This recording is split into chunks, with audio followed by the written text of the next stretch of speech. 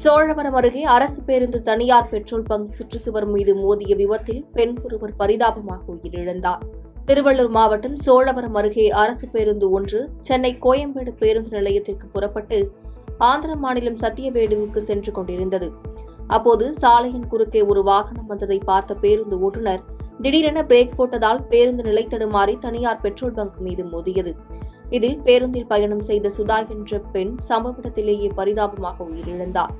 மேலும் 5 பேர் படுகாயமடைந்த நிலையில் அவர்களை மீட்டு அரசு மருத்துவமனைக்கு அனுப்பி வைக்கப்பட்டது. இச்சம்பவம் குறித்து தகவல் அறிந்து வந்த போலீசார் விசாரணை மேற்கொண்டு வருகின்றனர். பாதகம் செய்பவரை கண்டால் நாம் பயங்கொள்ளலாகாது பாப்பா, மோதி மிதித்து விடு பாப்பா, அவர் முகத்தில் உமிழ்ந்து விடு பாப்பா. அண்மை செய்திகளை உடனுக்குடன் தெரிந்து கொள்ள இணைந்திருங்கள் இயம்நாடு தொலைக்காட்சியுடன்.